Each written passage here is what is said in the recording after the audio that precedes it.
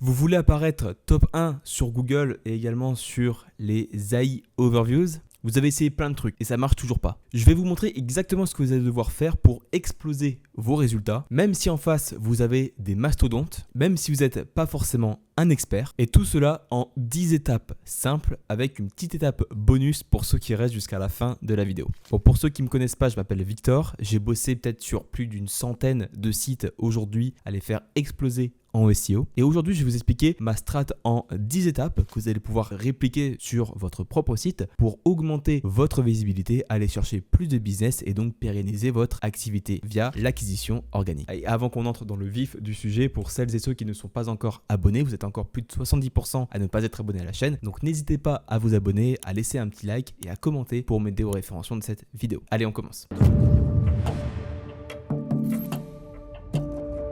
On repart toujours de la base, mais le SEO, c'est pas du Scrabble, c'est du business. Si aujourd'hui vous voulez ranker sur Google et donc prochainement sur les LLM, notamment également avec les AI Overviews, posez-vous juste une question assez simple. Est-ce que cette requête va me rapporter des clients ou juste des vues? Et attention à ne pas confondre avec des pages, ce qu'on appelle donc plus de soutien, parce que des pages de soutien apportent de la transmission de PageRank et également peuvent apporter de la conversion si vous avez un marketing efficace. Avec la mise à jour de l'algorithme de Google, donc MuVera, Google préfiltre une shortlist de pages avant même de les classer. Alors la moralité, si vous n'êtes pas ultra pertinent dès le départ, ça sert à rien du tout de bosser cette page. Voici donc un exemple des requêtes que vous allez pouvoir viser qui vont vous apporter du business et également donc la différence avec des requêtes qui vont juste flatter votre ego sur des courbes LinkedIn. Un exemple de requête serait par exemple audit SEO e-commerce, coach sportif Paris 16 pas cher, formation Excel CPF rapide, alors que des requêtes qui ne servent littéralement à rien et attention à part avec des pages de soutien, c'est par exemple des requêtes comme c'est quoi le SEO? Donc clairement c'est quoi le SEO demain? Honnêtement, ça sert à rien de créer une page quand on sait que les AI Overviews et également donc les LLM pourront répondre très facilement à ce genre de requête. Et également une autre requête, histoire du sport à Paris. Et encore par exemple, qui a créé Excel? Donc, tout le monde s'en fout. Voici donc 3 critères simples que vous allez devoir répliquer. Donc vous allez pouvoir noter directement maintenant pour savoir si oui ou non vous devez attaquer une requête. Est-ce que l'utilisateur est en train de chercher une solution ou juste de s'informer? Donc le volume, c'est forcément l'intérêt de voir la demande. Si vous avez très peu de personnes, est-ce que ça vaut vraiment le coup de s'attaquer à une requête? La réponse est oui, forcément, parce que ça peut être très intéressant d'aller cibler moins de personnes, mais par contre des personnes plus qualifiées. Et deuxièmement, il faut également déterminer la faisabilité. Pour déterminer la faisabilité, vous avez différentes solutions aujourd'hui. Il faut analyser la concurrence pour voir également leurs investissements à la fois on-site et off-site. Est-ce que cette requête match idéalement avec vos produits ou vos services? Si ce n'est pas le cas, honnêtement, en fait, vous allez juste créer plus de bounce rate et donc forcément, l'algo NavBoost va pas forcément vous mettre en avant si l'utilisateur ne trouve pas son compte chez vous. Et avant qu'on entre dans l'étape 2, donc, pour celles et ceux qui veulent gagner du temps, vous avez toujours mon programme SEO qui est accessible donc dans la description pour celles et ceux qui veulent aller beaucoup plus loin, beaucoup plus vite et dépasser la concurrence et également se préparer à tout ce qui va être donc LLM, AI Overviews et forcément donc les fondations également du SEO à maîtriser. Vous avez toutes les infos dans la description pour celles et ceux qui sont donc intéressés. Parce que qu'est-ce qui est le pire en SEO? C'est d'avoir fait tout bien et par contre de ne pas avoir d'indexation. Parce que si Google ne peut même pas avoir accès à votre site, clairement vous aurez beau avoir les meilleurs backlinks, les meilleurs contenus, le meilleur site, la meilleure architecture, tout ce que vous voulez, c'est mort. Donc si vous n'avez pas déjà les bons signaux structurés, Google va vous scanner et va vous oublier. Et je peux vous assurer que c'est plus courant qu'on ne l'imagine. J'ai déjà eu des personnes qui sont venues vers moi me dire je comprends pas, j'ai aucun résultat ou alors j'ai quand même pas mal de pages sur mon site et j'ai pas de trafic, je comprends pas.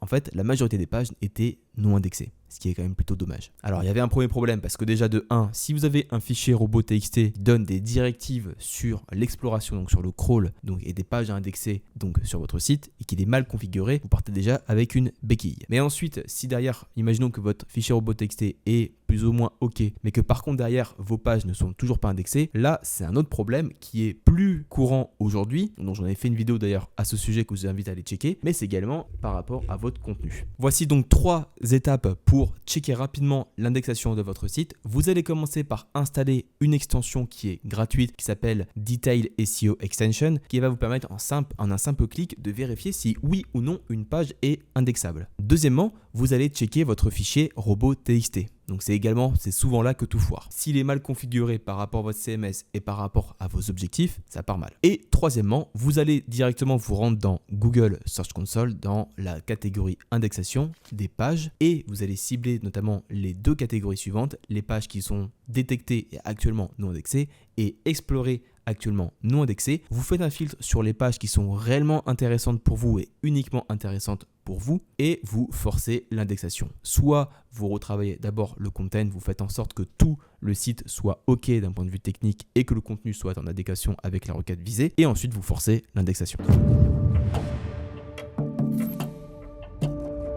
Aujourd'hui, un site moche ne va pas ranker. Et je peux vous assurer que ça va être une tendance qui va être beaucoup plus importante qu'on ne le pense. Pourquoi ? Parce qu'aujourd'hui, en fait, vous avez différents algos qui entrent en compte et qui mesurent l'engagement et notamment l'expérience des utilisateurs sur votre site. Et donc forcément, si l'expérience est néfaste et n'est pas forcément intéressante pour eux, pourquoi est-ce qu'ils resteraient sur votre site et pourquoi est-ce qu'un moteur de recherche vous citerait dans les IA, mais également pourquoi est-ce qu'il vous mettrait en avant. Donc même si vous avez une centaine de backlinks, vous avez une belle autorité, que vous avez du contenu que vous jugez qualité, de pertinent, etc., mais que derrière votre site n'inspire pas confiance et qu'il fait fuir tout le monde, clairement vous partez encore une fois avec une belle béquille. On va également parler ici donc de l'algo Navboost qui mesure l'engagement global d'un utilisateur sur une page et qui va donc être les dernières finitions sur notamment un top 10. Pour moi aujourd'hui, pour ranker dans un top 10, c'est on va dire l'ultime effort à faire, c'est qu'en gros, si vous avez toutes les bonnes fondations à la fois on-site, off-site, mais que derrière vous avez un engagement extrêmement faible, ça envoie forcément de très mauvais signaux au moteur et donc ce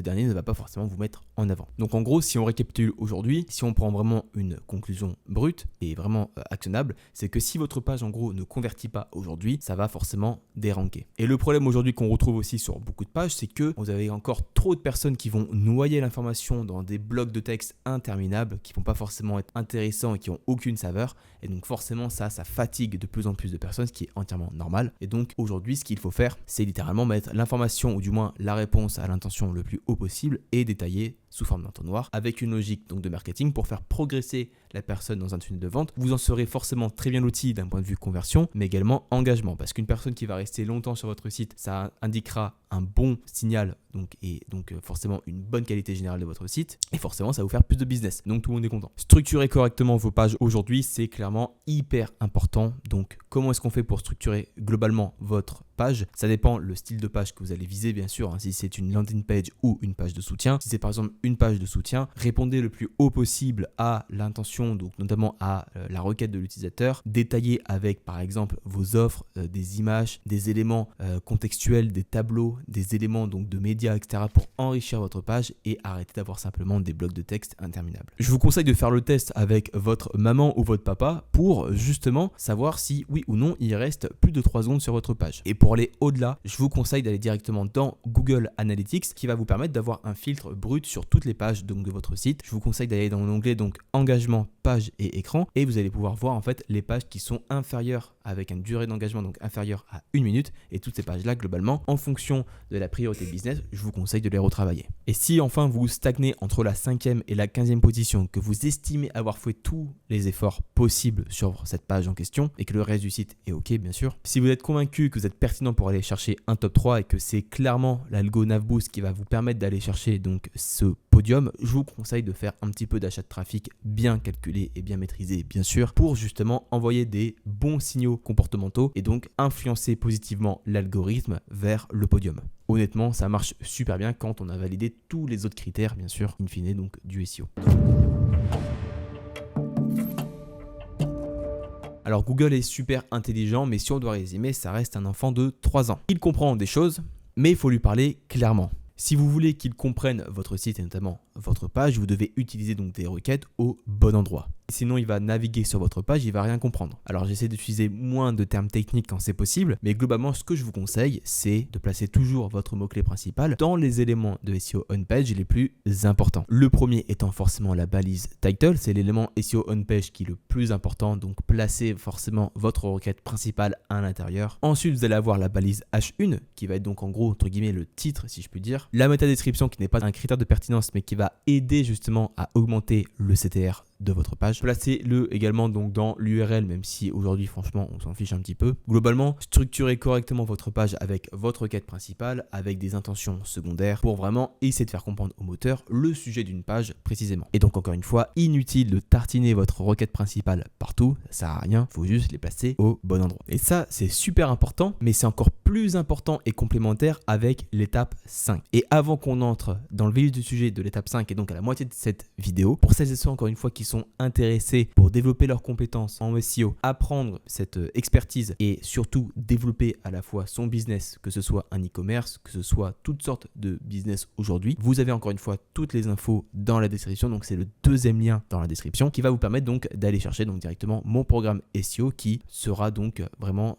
une aide précieuse pour celles et ceux qui veulent vivre du SEO. Plus vous allez parler d'un sujet, plus Google va vous comprendre. Ici, on doit optimiser notre page pour notamment l'algo QBST. Alors, qu'est-ce que c'est QBST si je dois vous résumer? C'est l'identification et l'analyse des termes les plus saillants d'une page, également dans une requête. Et donc, forcément, ça va être super pertinent de travailler donc cette couverture donc lexicale pour notamment les AI Overviews. Et à ne pas confondre avec l'optimisation sémantique qui, en soi, est souvent appelée de cette manière, mais qui en fait n'a rien à voir par rapport à l'optimisation lexicale. Et attention, je ne vous parle pas de répéter 50 000 fois votre mot-clé principal comme en 2009. Alors, comment est-ce qu'on fait justement pour optimiser le champ lexical d'une page? On va utiliser notamment un outil donc NLP. Donc, soit vous allez utiliser un outil comme par exemple Serpentix que je vous recommande très souvent à utiliser parce qu'il est vraiment complet, il est vraiment top, il est très accessible. Ou alors, aujourd'hui, la version vraiment un peu plus rare, c'est d'utiliser ChatGPT. Pour vous résumer, quand on va parler par exemple de formation SEO, en fait, l'algo justement QBST va s'attendre et doit retrouver d'autres éléments pour comprendre et contextualiser en fait un nuage de requêtes autour d'une requête cible. Donc on parle de formation SEO, on va passer forcément par du référencement naturel. On va parler également de Google Search Console. On va parler de netlinking, d'optimisation SEO on-page, etc., etc. Et pour le coup, on ne parle pas forcément uniquement de formation SEO. L'optimisation vraiment donc avec un outil NLP, c'est vraiment hyper intéressant et c'est un petit peu la touche finale que je vous conseille d'apporter à vos pages une fois que vous avez validé tous les autres critères bien sûr importants. Et attention à ne pas laisser vos pages crever au fur et à mesure, je vous conseille donc de les retravailler régulièrement pour toujours être dans une logique donc d'optimisation continue. L'objectif ici est de travailler donc vos critères EEAT. Aujourd'hui et donc plus qu'aujourd'hui, forcément avec les AI Overviews, avec ChatGPT et Perplexity, Gemini, tout ce que vous voulez. Aujourd'hui, donc, Google ne veut plus simplement du content, il veut surtout du content qui va être fiable, qui va être signé et qui va être crédible. L'EEAT, j'en parle énormément sur la chaîne, forcément, c'est tout ce qui va être en lien avec l'expertise, l'expérience, l'autorité et la fiabilité de votre sujet. Plus vous serez expert d'un sujet, plus vous allez pouvoir être crédible aux yeux du moteur. Et comment est-ce qu'on fait pour développer son EEAT? Rien de plus simple, vous allez mettre en avant facilement toutes vos, par exemple, vos études de cas, vos données internes, vos analyses, vos tests. Ça, c'est tout ce qui va être, par exemple, lié à l'expertise et l'expérience. Tout ce qui va être en lien avec la confiance et l'autorité, ça va être très en lien avec la partie du site, donc qui va être classique, donc on va dire HTTPS, sécurisé, etc. Mais également beaucoup avec les backlinks, parce que c'est également un point très important. Plus vous serez cité par des sites importants qui sont réels, qui sont populaires et qui sont donc dans la même thématique que vous, plus vous serez validé.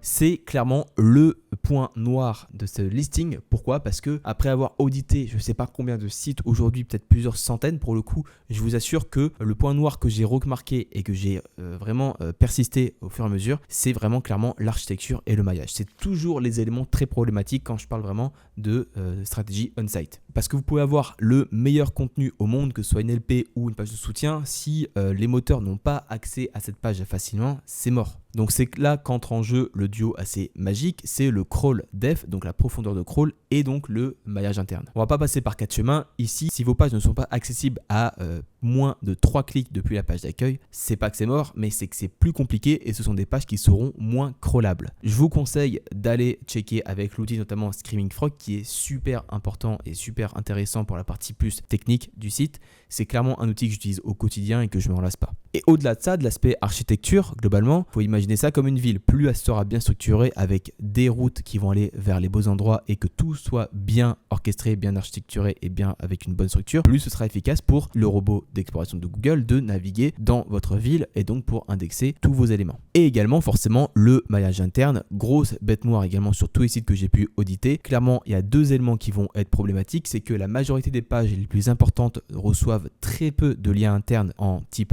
body, donc c'est des liens vraiment de contenu, donc d'où l'intérêt de développer par exemple des strates de pages de soutien et également de retravailler sur le site pour la transmission de PageRank. Et également l'autre point noir, ça va être forcément la diversité des encres. Plus une page recevra d'encres diversifiées, à noter qu'une page, si elle a plus de 10 encres diversifiées, c'est une page qui va être 15 fois plus efficace que la majorité de ces sites. Et j'ai déjà vu des valeurs beaucoup plus hautes avec mes analyses sur des gros sites à plusieurs millions de pages. Donc clairement, c'est vraiment un enjeu que je vous recommande à 100% de travailler sur ce créneau-là. Souvent, des fois, quand on est par exemple en top 5 et qu'on a tous les critères bénéfiques qui sont au vert et qu'on est sûr que l'engagement est bon, je peux vous assurer que derrière, en fait, si on retravaille correctement le maillage interne pour redistribuer correctement le PageRank, des fois, c'est des pages en fait qui remontent très facilement dans le top 3. J'ai déjà eu l'exemple d'ailleurs il y a quelques jours de cela. D'ailleurs, non, je dis une bêtise, c'était il y a quelques heures, c'était ce matin, au moment où je tourne ces vidéos. Il y avait une page justement en fait qui est passée donc de la 11e place à la 6e place, rien qu'avec cette technique. Donc clairement, c'est une mine d'or à utiliser.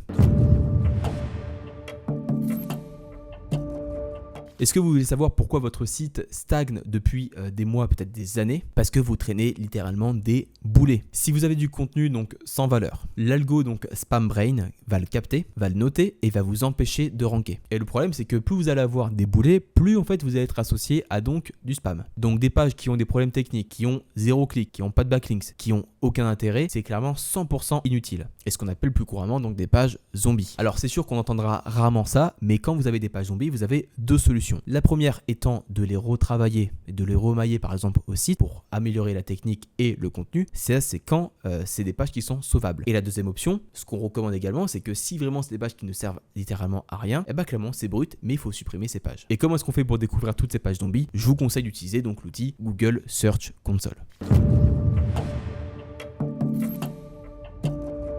Si vous voulez dominer une requête, donc plus couramment une requête phare, vous devez créer un univers autour. Alors il y en a beaucoup qui vont vous dire que ça sert à rien de polluer le web aujourd'hui avec des centaines de contenus. En théorie, c'est oui, mais en réalité, ce qu'il faut, c'est quand même toujours travailler également la thématisation donc d'une requête. Parce qu'en fait, l'autorité topic, c'est pas juste une page, c'est un univers autour d'une page en question. C'est un écosystème de contenu. Et je peux vous assurer que ça marche hyper bien encore. Alors je vous dis pas de créer des pages qui vont être réplicables facilement par les IA, c'est pas ce qu'on dit, mais c'est que dès que c'est possible et dès que c'est intéressant pour vous d'un point de vue business et également d'un point de vue marketing d'avoir des pages de soutien par exemple et que vous allez pouvoir faire de la transmission de PageRank, je vous assure que vous allez pouvoir créer peut-être 10-20 pages autour d'un sujet précis et ça va bombarder. Et je peux vous assurer que moi j'ai déjà fait l'expérience avec un site et je vous mets le lien notamment du site en question qui est donc Domicile Gym que j'ai pu accompagner par le passé et que j'accompagne toujours. On avait mis en place ces strats et je peux vous assurer que ça a bombardé. Et pour celles et ceux qui veulent aller plus loin et qui veulent apprendre notamment à créer des clusters, à préparer toute sa strat notamment éditoriale de contenu et également business, vous avez toujours le lien dans la description pour le programme SEO Premium que je vous recommande forcément. Et 10e et ultime étape, avant qu'on aille entrer dans le vif du sujet d'une étape bonus que je me réserve encore.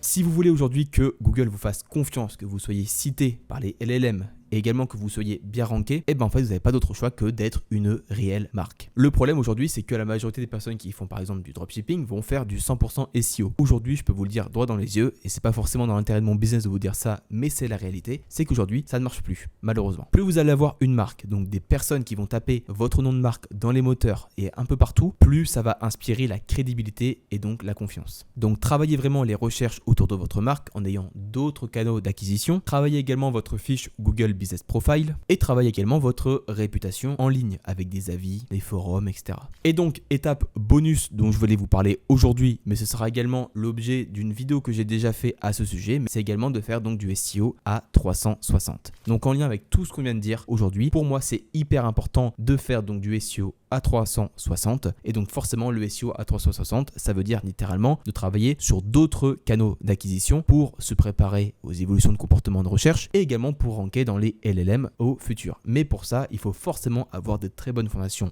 en SEO pour se préparer notamment rien que pour les LLM. J'espère que la vidéo vous a plu. Encore une fois n'hésitez pas à me dire ce que vous avez pensé dans les commentaires, à me faire un petit feedback, ça me fait toujours super plaisir. Et si vous avez 2 secondes pour me laisser un petit like et encore une fois à vous abonner si vous avez jugé que c'était pertinent pour vous, n'hésitez pas. Et je vous laisse notamment avec la prochaine vidéo donc qui parle justement du SEO à 360 pour celles et ceux qui veulent aller un petit peu plus loin. Je vous dis à très bientôt, c'est Victor, ciao.